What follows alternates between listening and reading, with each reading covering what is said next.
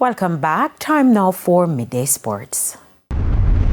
4 matches will be contested in the quarterfinal round action in the Issa Manning Cup this afternoon, including defending champions at Mona High facing off with Tivoli High at St. George's College at 3 p.m. Mona are coming off a 1-1 draw with Jamaica College in the opening quarterfinal match in Group A. Jamaica College will tackle Kingston College in the other group match at Stadium East starting at 4:15.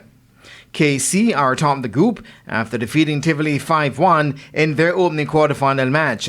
Over in Group B, early leaders St. Catherine High face off with Hydel High at the Prison Oval at 3 p.m, while Campion College will battle Excelsior at the Stadium East at 2 p.m.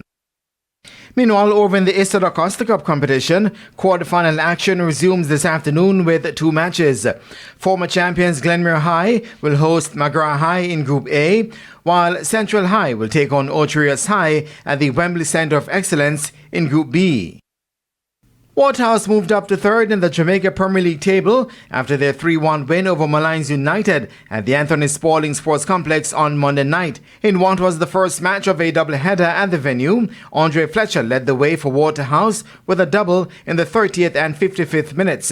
Nicholas Hamilton scored the other goal for Waterhouse in the 85th minute. Malines' consolation was scored by Jeremy Nelson in the 43rd. Waterhouse have now been unbeaten for 6 straight games and sit on 17 points, while Malines with 4 points have lost their last 3 and have only won 1 game all season. Meanwhile, hosts Arnett Gardens turned back Tivoli Gardens 2-1 in the second match of the doubleheader. Warner Brown opened the scoring for Arnett in the 9th minute. Tivoli would equalize though in the 22nd minute through Anthony Nelson, but Kimani Arboin found the winner for Arnett in the 66th. With the win, Arnett moved to 6th on 15 points.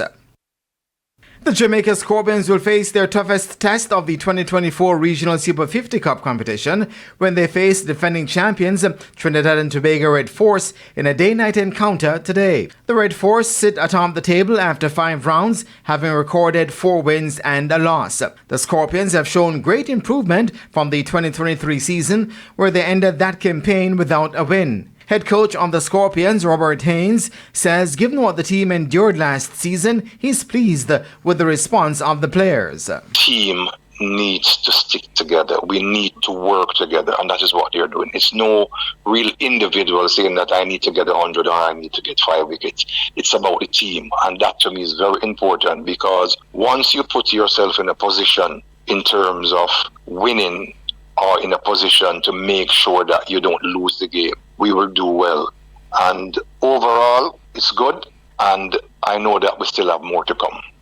The game is just about getting underway. And that is it for your Midday Sports Roundup, and I am Jermaine Brown. Thanks, Jermaine. And just before we go, news just in. The Labour Ministry says an urgent meeting is scheduled for 1 o'clock with the management and staff at Secrets Hotel in Montego Bay. It follows protest action by staff members this morning over wages. We'll have more on this story in subsequent newscasts. And that concludes the Midday News Package. I'm Kerry-Ann Simpson. Join us at 7 for Primetime News. On behalf of the news, sports and production teams, good afternoon.